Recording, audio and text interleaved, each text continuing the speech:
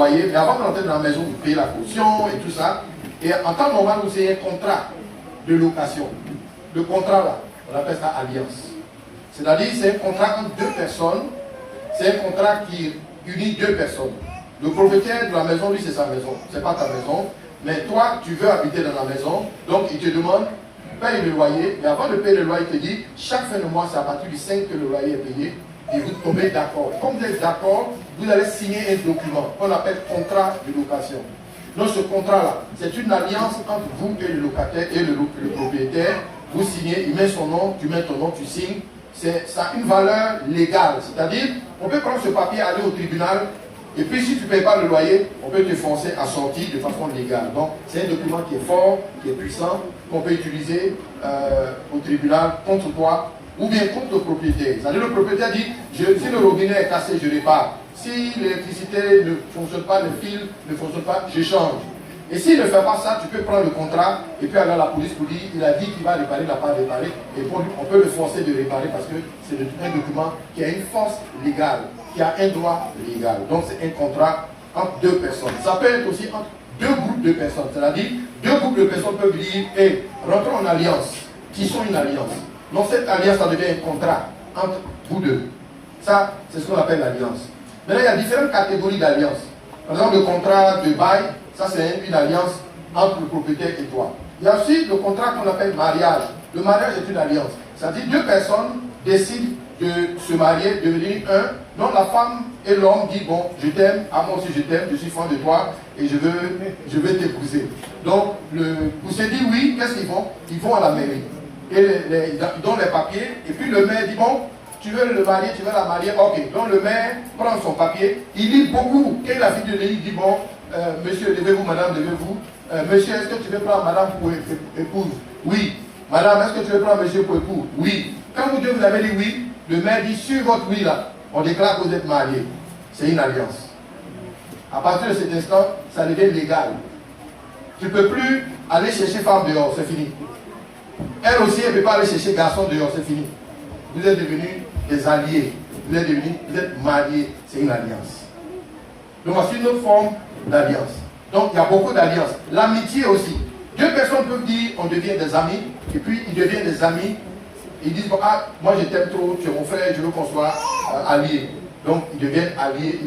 Ils peuvent échanger leurs habits, ils peuvent faire des choses qui montrent qu'ils sont alliés. Maintenant dans la Bible, nous allons voir deux exemples que je vais prendre, deux exemples seulement pour nous parler de l'alliance et la puissance qui est dans l'alliance. Beaucoup de personnes ne savent pas qu'il est puissant dans l'alliance. Parce que c'est l'alliance qui fait que nous sommes là aujourd'hui. Nous qui sommes des enfants de Dieu, c'est à cause de l'alliance que nous sommes là. C'est pourquoi, vous savez, Jésus, il y a beaucoup de choses qu'on ne comprenait pas auparavant, mais au travers de l'alliance, on a compris ce que Jésus est venu faire. Quand l'homme a péché contre Dieu, l'homme a fait ce qui est mauvais aux yeux de Dieu, Dieu s'est retiré de l'homme. C'est ce qu'on voit entre Adam et puis Hawa. Vous voyez, mais pourquoi il dit ça? Pourquoi il dit ça en Adam et Hawa? Mais c'est ça. C'est Adam et puis Hawa. Adam et Ève. Donc, quand ils ont péché contre Dieu, Dieu s'est retiré d'eux. Donc, le péché de l'homme a éloigné Dieu de l'homme. L'homme a commencé à vivre sans Dieu. Donc tout ce qu'on voit aujourd'hui dans le monde là, c'est la vie de l'homme sans Dieu. Quand Dieu n'est pas dans la vie de l'homme, de toute façon l'homme est mauvais. La vie de Dieu n'est pas avec l'homme. Tout ce que vous voyez, mensonge, tuerie, fétichisme, maraboutage, tout ce que vous voyez que l'homme fait. Il y a une femme un jour, son mari rentre à 21h, 22h. Elle se dit dans sa tête, elle dit mon mari là, comme il rentre tard, il cherche femme. Il faut que je trouve une solution. Elle va voir le féticheur, le marabout. Le marabout lui dit, je vais trouver une solution. Elle dit, c'est pour ça que je suis là. Le marabout lui dit, bon, il ne faut pas te laver pendant 3 jours ou 4 jours. Donc, tes dessous, habille tu as porté un dessous de paille là. Sans te laver, prends ça et puis fais sauce graine avec. Mets ça dans la sauce graine. Et puis donne ça à ton mari. Elle a donné ça à son mari. Le gars il a mangé, il a lapé les doigts, tout ça. Le lundi, il doit aller au travail. Le matin, il se lève, il dit à sa femme, chérie, aujourd'hui, là, je n'ai pas envie de faire quelque chose. Vraiment, je t'aime tellement, je ne peux plus aller quelque part. Je vais rester à la maison avec toi. La femme dit non, j'ai dit, va au travail, va, tu vas chercher l'argent. Il dit non, il ne veut pas au travail. Il est resté à la maison. Premier jour, deuxième, troisième, il le renvoie au travail. Maintenant, la femme va voir le féticheur pour dire, mais le fétiche j'ai fait là, c'est pour qui il m'aime, c'est pour qui il ne reste pas dehors. Il dit, ah, j'ai déjà fait le fétiche. Il n'y a rien que je peux faire. C'était un fétiche pour qui il aime sa femme. Donc il est collé à la maison, il ne va plus au travail. Elle a réussi dans son foyer. C'est une bonne chose. Regardez comment la vie de l'homme est. Regardez la vie des hommes.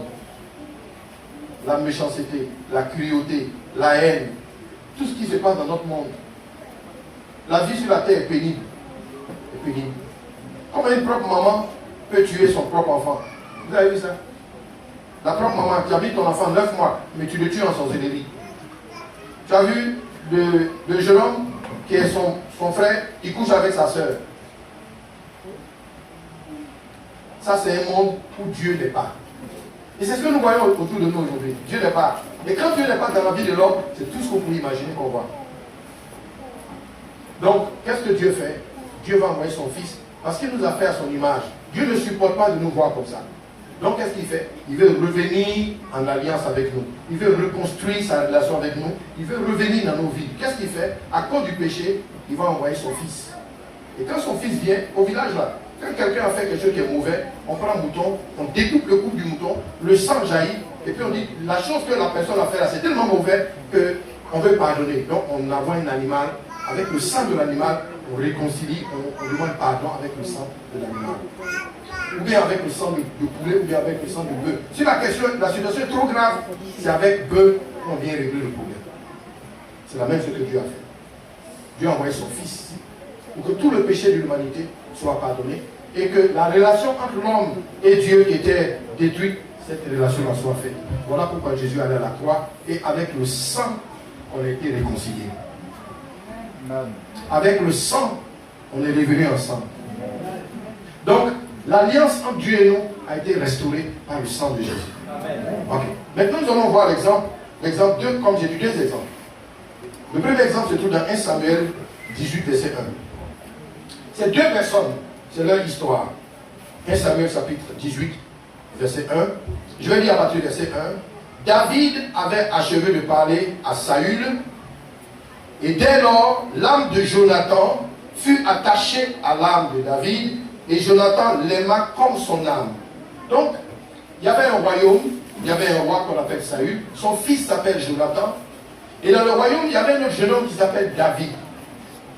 Et le roi avait un problème de santé, et quand le roi ne va pas bien, on envoie David qui joue un instrument. Quand il joue l'instrument, le roi Saül va bien.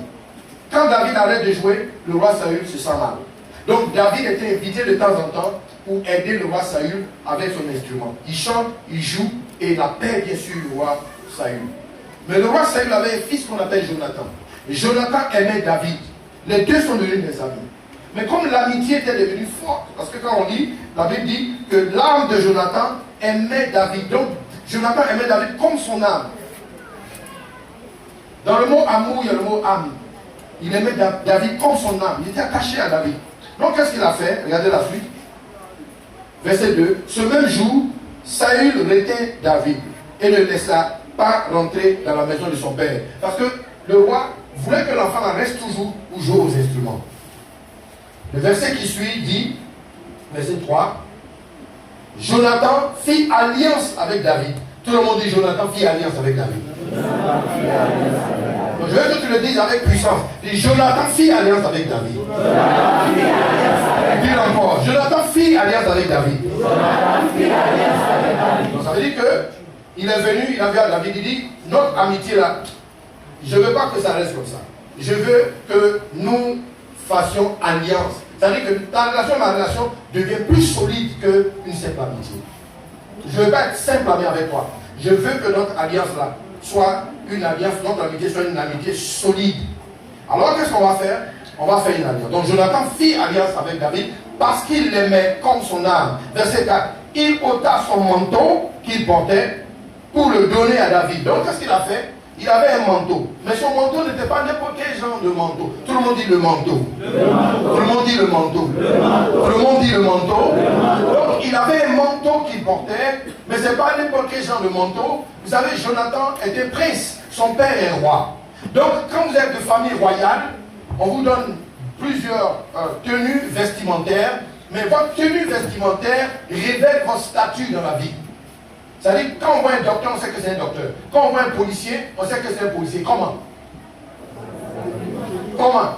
Quand on voit un policier, vous savez comment? Vous savez? Par son habit, n'est-ce pas?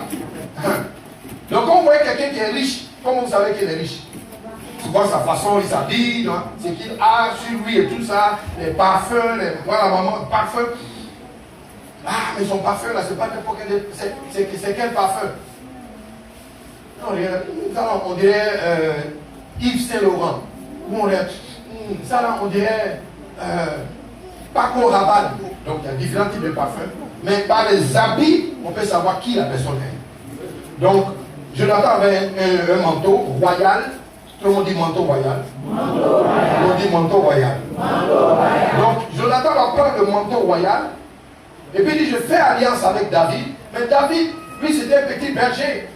David, c'était quelqu'un de son statut social. C'est un petit gars, il joue aux instruments derrière les moutons. Voilà ce qu'il fait. Il a un poids de berger, il est derrière les moutons, il veille sur le mouton de son père. C'est tout ce que David était. David n'avait pas une statue élevée. Mais Jonathan vient, il rêve David. Il dit, David, on devient amis, mais prends mon manteau. Il enlève son manteau et puis il lui donne. Dès qu'il lui donne le manteau, quelque chose va se passer dans la vie de David. Dis à ton voisin, quelque chose arrive. Lui, quelque chose arrive. Lui, quelque chose arrive. Imagine, toi et moi, tu rencontres le fils du président de la Côte d'Ivoire. Et le fils du président de la Côte d'Ivoire te rencontre à la station. Toi, tu avais ton bidon, tu allais prendre un peu de carburant là, parce qu'il y a ta moto qui est tombée en panne quelque part. Et puis tu prends ton bidon, tu vas à la station. Tu mets ta station, et monsieur, donne-moi 2500. 2000 francs, rempli. Et puis tu veux tourner là, il y a une voiture qui vient. La voiture, mais tellement la voiture vient, la seule chose qui sent, c'est le vent de la voiture qui te souffle. Tu n'entends même pas le bruit du moteur, mais c'est le vent qui te pousse. C'est-à-dire que tu entends. Tellement le moteur, la voiture est une voiture sophistiquée, donc tu n'entends même pas le bruit du moteur, tu entends seulement. Et puis tu entends la voiture, tu tournes comme ça. Tu vois l'éclat d'une Mercedes dernier cri. Et puis, tu entends, il descend la vitre. Et puis, il y a un parfum doux et léger qui sort de la voiture pour venir passer sous ton nez. Et puis, tu te retournes. Et puis, tu vois un jeune homme bien habillé, avec un costume qui décale de la voiture. Et puis, il te lance un petit sourire. Et puis, il dit, je t'ai vu, je t'ai regardé depuis loin. J'ai vu te venir avec ta bouteille, ton bidon. C'est combien? Tu dis 2500, avec un sourire innocent. 2500. Il dit, mais c'est pour faire quoi? Il dit, ma moto est tombée en panne. Il dit, tu as une moto? Et qu'est-ce que tu fais? Non, je livre un peu de colis dans le quartier. Il dit, ah, mais tu me plais bien. Bon, je veux qu'on soit des amis. Tu fais un pan de la voiture, moi. Dis à ton voisin, moi. Moi qui? Moi là. Et puis il te dit, oui, toi. Et puis il te dit, mais quand tu as mis ta moto, tu montes au dehors là-bas. Et puis il te dit, allons-y, je t'accompagne. Moi. Parce que tu vois, il t'a encore rien dit. Il t'a même pas dit qui il est. Mais le fait que tu le vois, c'est la même chose qui arrive à David. C'est le fils du roi qui dit, il dit, toi là, je t'aime. Je suis fan de toi. Je veux qu'on devienne des amis. Mais je ne veux pas qu'on soit les simples amis. Je te prouve mon amitié en te donnant mon manteau royal. Mais imagine, en donnant le manteau royal, il dit prophétiquement à David, que je transfère mon statut.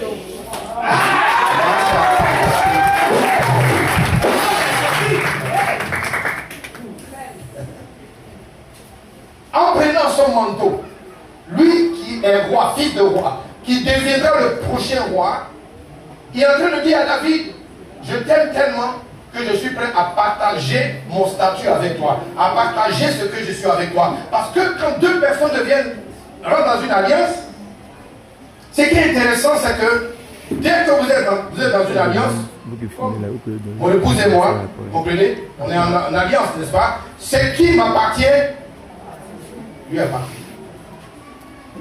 Je vais vous donner un simple exemple. Entre nous deux là. Moi je suis américain.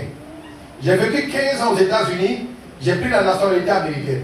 Donc j'ai un statut. Je suis américain, je suis ivoiro-américain, n'est-ce pas? Ok. Maintenant, elle rentre dans ma vie. On devient alliés. Qu'est-ce qui lui arrive? D'ici 3 ans, on lui donne le statut américain. Elle n'a pas demandé. C'est parce qu'elle est dans ma vie, qu'elle et moi nous sommes en alliance. Ce qui est sur moi, là, ça descend sur elle. Comprenez? Et ce qui est sur elle descend sur moi. Comment? On arrive à Assini. Je suis allé voir ses parents, ses connaissances à Assini une fois. Et pendant qu'on posait, il y a un de ses oncles, de ses tontons, qui a dit, ah, il y a le terrain ici à Assini, France et tout ça. Mais à cause pour vous seulement, vous m'envoyez que 2 millions et puis je vous donne un terrain à Assini. À Assini, France, où tous le président de la Côte d'Ivoire a sa maison là-bas, où tous les riches ont leur maison, moi je vous donne aussi un terrain là-bas. Est-ce que moi je connaissais quelqu'un à Assini? Mais parce qu'elle connaît quelqu'un à Assini va tomber sur moi. Est-ce que quelqu'un dit à vous comprenez? Donc, à cause d'elle, je rentre à Assini, j'ai des opportunités à Assini. Pourquoi? Parce qu'avec l'alliance, ce qu'elle a, ses amis, ses relations, ses connaissances, ce qu'elle possède devient aussi ma propriété. Et ce que j'ai, mon intelligence, ma connaissance, mes relations, mon statut devient son statut.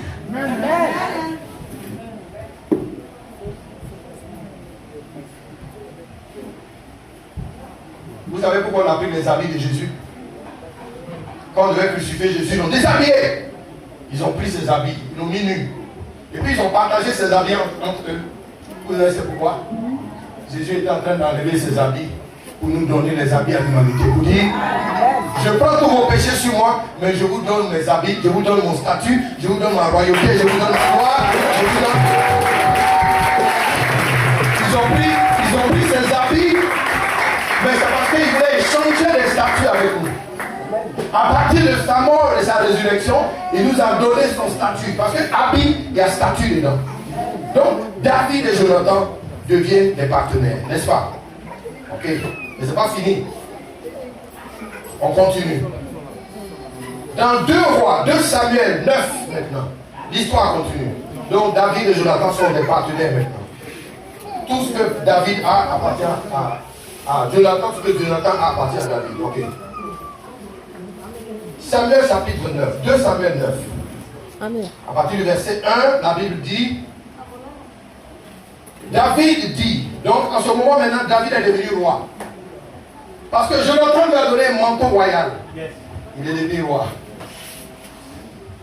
Quelqu'un dit la royauté. Quelqu'un dit la royauté.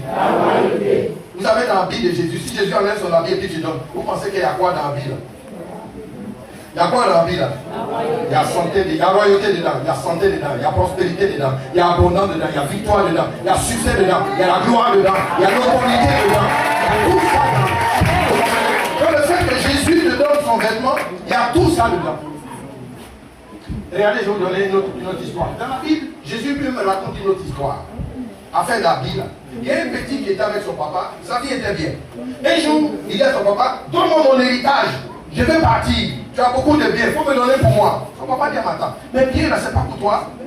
Il dit, oui, mais je vais me prendre pour moi. Attends, si je meurs, tu as tout ça. Non, je ne veux pas, je veux ma part. Donc son papa dit, ok, tiens ta part. Donc son papa lui donne, il s'en va. La Bible allait dans un pays lointain, il a mangé de l'argent, avec des prostituées, il a vécu la vie qu'il a. Quand tout est fini, il n'a plus rien, il allait travailler, chercher du travail, il n'a pas travaillé. C'est dans une porcherie, là où on élève les porcs. C'est là-bas qu'il allait trouver du travail. Maintenant, il est assis là-bas. La nourriture qu'on donne au porc, il veut manger, on dit non, tu ne peux pas manger la nourriture de porc. Mais sur mon papa, la nourriture de porc, on dit tu ne peux pas manger. Donc il s'assoit et dit, bon, j'ai retourné chez mon papa. Arrivé là-bas, j'ai dit, papa, j'ai péché contre le ciel et contre toi.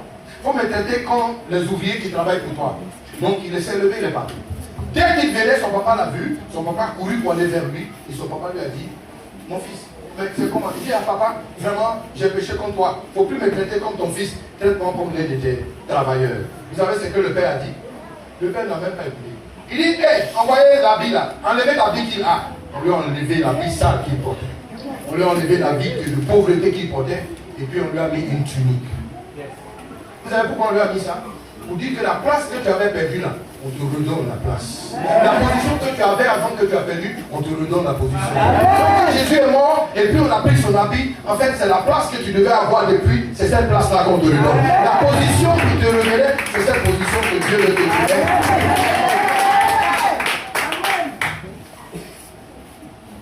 Vous savez comment qui vous parle là?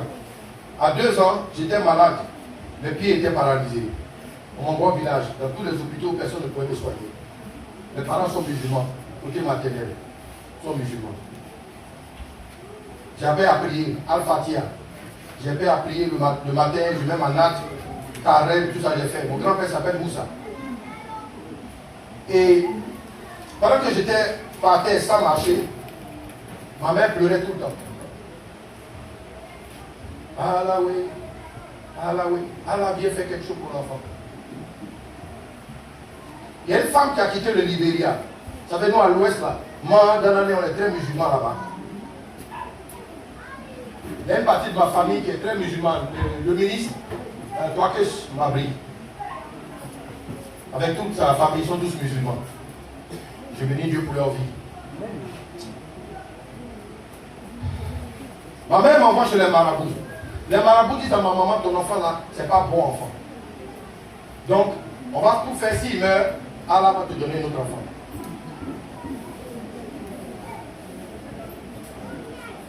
Ma mère ne savait pas que faire, pleurer tout le temps. Il y a une femme qui quitte le Libéria et traverse le fleuve là-bas, et puis elle vient au village, chez mon grand-père, Moussa. Elle me trouve par terre. Elle demande à ma maman, l'enfant là, c'est l'enfant de qui? Ma mère dit, mais c'est mon fils, il est malade depuis longtemps, on a tout fait à Abidjan, on est allé à Bassam, on a tout fait. Parce que je suis né à Bassam, donc je tournais à Bassam avec moi, à Abidjan avec moi, partout, il n'y a pas de solution. En fait, mon bon village, si je mets en même temps mon terre directement plus haut. Et la femme dit à ma maman, cet enfant-là, je vois du monde derrière lui. Yes. Je vois du monde derrière lui. Il va être un puissant instrument entre les mains de Dieu. Donc, ma maman, elle s'est dit que je vais devenir imam. Voilà. Oui, c'est sa pensée. Parce qu'il y a des grands imams qui conduisent beaucoup de personnes. Et elle dit à ma mère, il va prêcher la parole de Dieu. Donc, elle prie pour moi. Mais maman voit que sa prière là, c'est différent de l'islam. C'est une prière différente. Elle prie. Et puis elle dit au nom de Jésus. Elle a fini de prier, rien ne s'est passé. Le lendemain, maman me lave chaque matin, elle me met devant la porte. Et je reste là jusqu'au soir. Donc elle me lave et me met devant la porte. Et puis elle s'en va faire ses petits travaux. Et donc elle revient, elle voit que je ne suis pas là. Donc elle demande à tout le monde, mais comment mon enfant? On dit on ne sait pas où il est. Donc maman pensait qu'on m'avait pris pour m'envoyer quelque part pour me tuer. Parce que les gens voulaient me tuer. Je dis à maman, l'enfant, il faut qu'on le tue. Et puis tu vas avoir un autre enfant. Et pendant que j'étais, elle me cherchait, il y a une femme qui vient de la place du village, elle court, elle dit, tanti, ton fils est sur la place du village. Elle dit, il fait quoi? Qui l'a envoyé sur la place du village? Elle dit, enfin il n'est pas assis, hein. Je l'ai vu, il était en train de courir. Je l'ai vu, il était en train de courir. Quand on m'a lavé le matin, on m'a déposé, quand maman est partie, je me suis levé moi seul et j'ai commencé à courir. Et depuis que j'ai commencé à courir au village, je continue de courir. Je continue de courir jusqu'au début.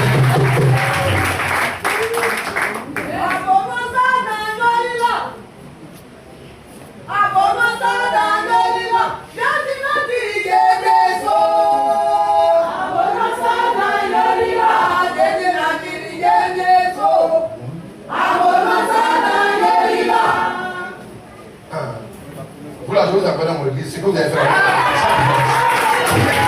C'est plus de peur, c'est plus de peur, c'est plus de faire. Parce que toi, t'es béni. Alors, si tous les pasteurs avaient une église comme ça dit, tu dis un truc et puis on chante derrière, et puis après tu reviens. Soyez bénis. Alléluia. Pas fini. On était à Bokabo. Mes parents n'ont pas d'argent. Ils étaient pauvres. On habitait à Bokabo à l'époque. Là-bas, c'est la forêt. Et on n'avait pas de charbon. Ma mère dit, et ma tante dit, allons-y chercher du bois dans la forêt. Donc on rentre dans la forêt. J'étais tout petit avec eux. On rentre dans la forêt. On rentre jusqu'à... Les morceaux de bois qui sont tombés secs, là, on ramasse donc, ma tante. Et pendant qu'on ramasse, il n'y a qu'un chimpanzé qui sort devant nous. Grand, costaud, il sort. La semaine qui avait suivi avant que nous arrivions là, les chimpanzés ont cassé une femme. Ils ont cassé ses os, ils ont tué la femme, ils ont jeté son corps. Et nous, on ne savait pas, on est rentré dans la forêt. Et le chimpanzé est sorti devant nous. Quand ma mère et ma tante ont vu, elles ont crié, elles ont fui. En courant, ma mère, elles m'ont oublié. Elles m'ont oublié, elles sont parties. C'est quand elles sont sorties de la forêt qu'elles se sont rendues compte que j'étais resté derrière. Le chimpanzé est venu vers moi, il s'est approché, il m'a regardé droit dans les yeux, et puis tout d'un coup, il a tourné, il a couru les femmes.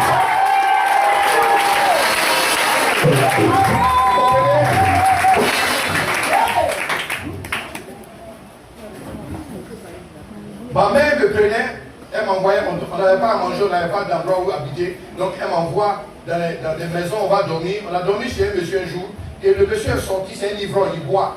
Il vient, et puis on dort au salon, il vient, il pensait qu'il était dans la douche, donc il s'est déshabillé, et puis il pisse sur nous au salon. Donc, on est couché là, et puis l'urine sur nous. Donc ma maman se lève, elle enlève la vie sur moi, elle lave mes larmes la nuit, elle le sue là où il a pissé, et puis elle met un nouveau pagne, et puis on se couche. J'ai dit tout ça pourquoi? Vous savez, souvent nous avons notre vie. Quand vous voyez quelqu'un, vous allez penser que lui là, il est bien né, il a des familles qui ont l'argent, il vient de non. Moi, il y a des endroits et des moments où je mange, je ne pouvais pas manger. Il y a des moments où j'ai dormi sans nourriture. Il y a des moments où je n'ai même pas d'habits portés. Comme vous pouvez imaginer quelqu'un qui a grandi, mon père n'est pas allé à l'école, ma mère n'est pas allée à l'école. Ils sont tous analphabètes. Donc comment vous pouvez penser que quelqu'un comme ça peut devenir un instrument de main de Dieu, au point d'aller aux États-Unis, de bâtir une école. Et les Américains viennent depuis, je prêche aux Américains, j'enseigne les Américains dans leur propre langue. Là, c'est vrai ça.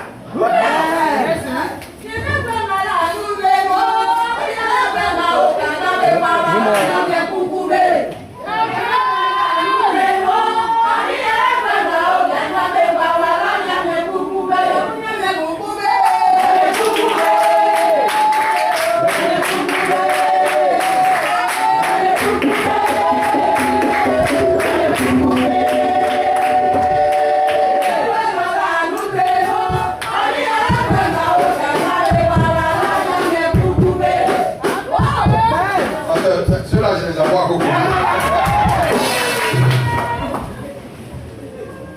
C'est-à-dire, j'arrive aux États-Unis et puis les Américains eux-mêmes me regardent et disent, mais toi, tu viens d'où?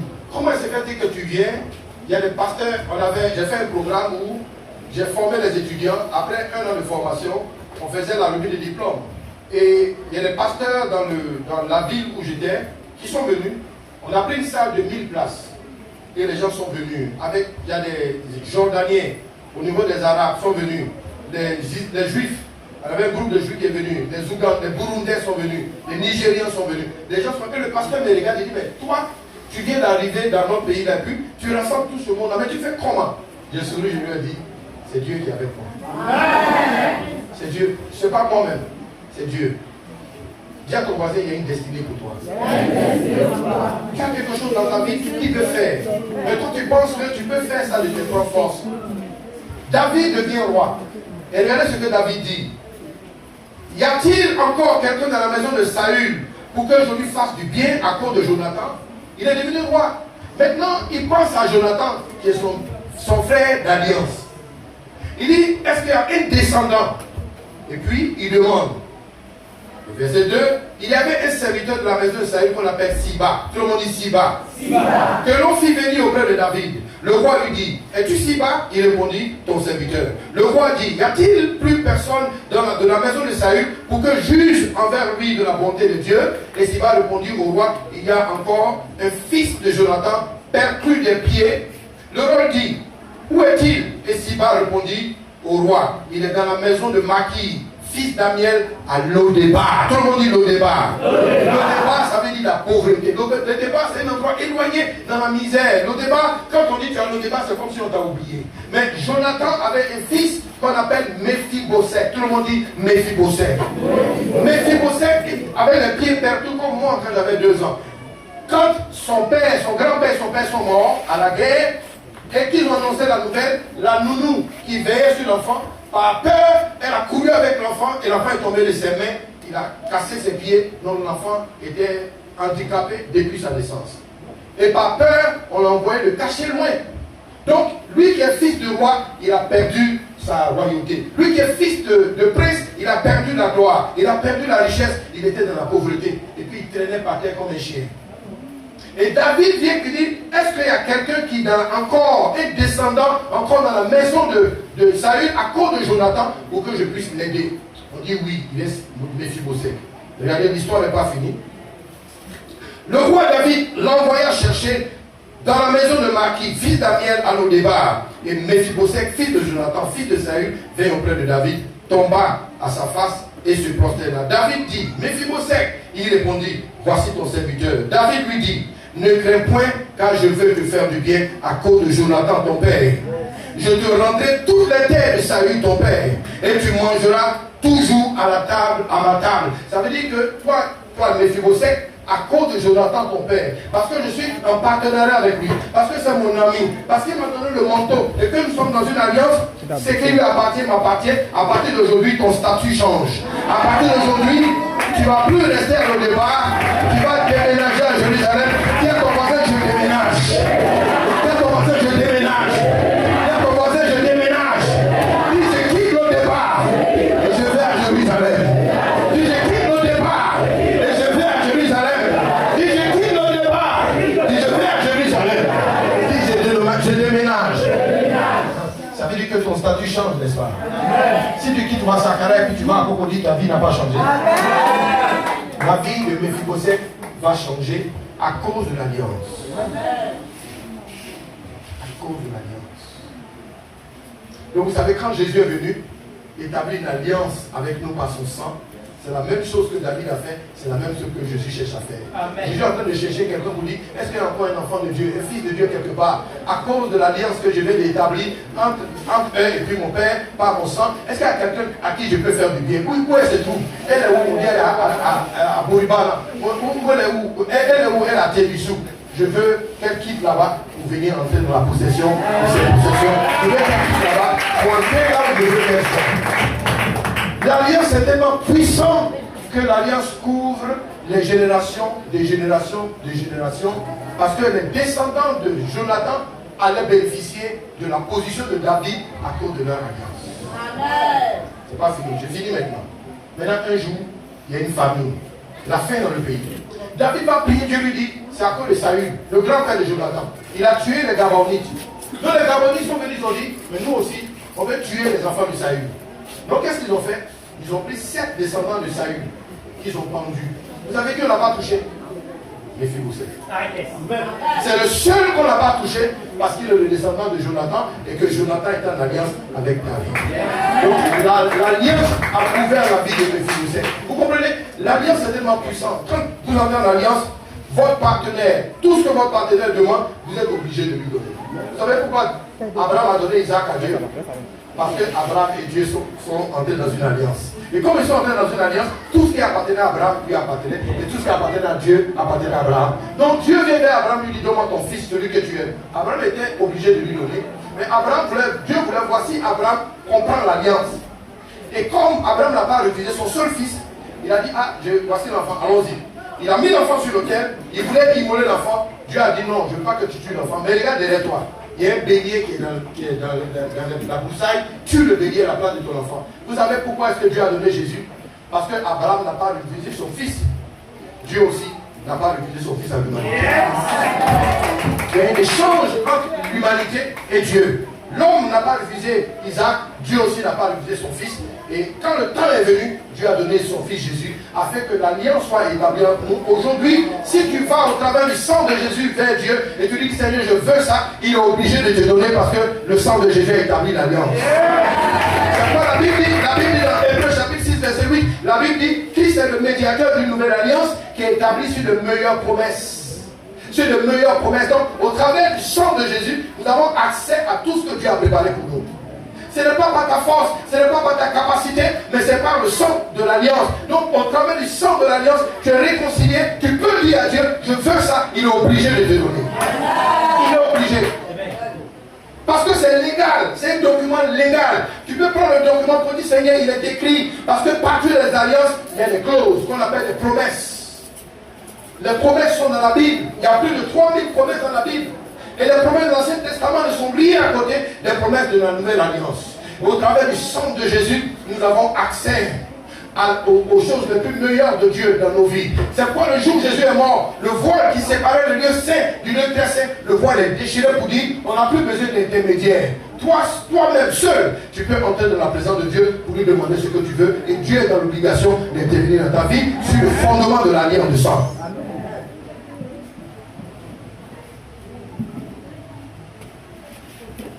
C'est ça, la puissance de l'alliance.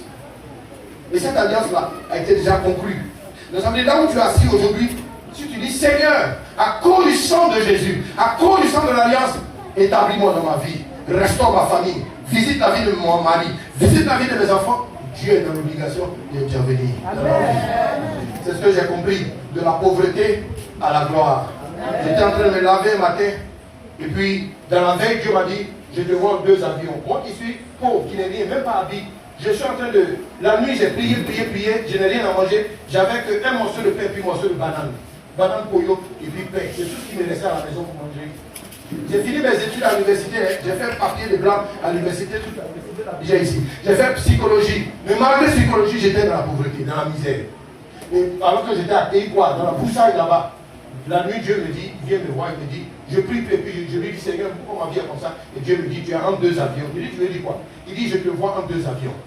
Je te vois à New York, je te vois à Chicago, je te vois à Londres. Donc, j'ai lavé mon visage ce matin, j'ai pris mon bain, et puis je me suis arrêté dans la douche, je dis, toi qui sais, Dieu dit, tu es à Londres, tu es à Chicago, je n'ai pas de passeport, je n'ai rien du tout. Je me trouve à Keikwa dans la boue là-bas. Près de 3 ans après, j'étais dans mon avion, dans mon premier avion, en train d'aller à Accra. L'année qui a suivi, j'étais dans un avion en train d'aller à Amsterdam en Europe. Après, je me trouvais dans l'avion en train d'aller à Michigan aux États-Unis. Et quelques années plus tard, je voyageais comme ça dans l'avion, c'est-à-dire je suis là, je me retrouve ici à Londres en train de prendre mon petit café. Comme quelqu'un qui n'avait rien, enfant de pauvre, tout ça, qui se trouve là-bas. Vous comprenez? C'est la puissance de l'alliance. J'ai compris que ce n'est pas par notre force. Beaucoup de personnes c'est force. Non, laisse la force là. Ce n'est pas par ta force que Dieu veut t'a sauvé. Tu n'as rien fait pour être sauvé. Quelqu'un a pris la place pour toi pour te réconcilier avec Dieu. Sur la base de son sang, tu peux demander à Dieu, Seigneur, ce pourquoi le sang est venu là. Établis-moi dans ma position pour laquelle je suis mort. C'est la puissance de l'alliance. Que Dieu vous bénisse.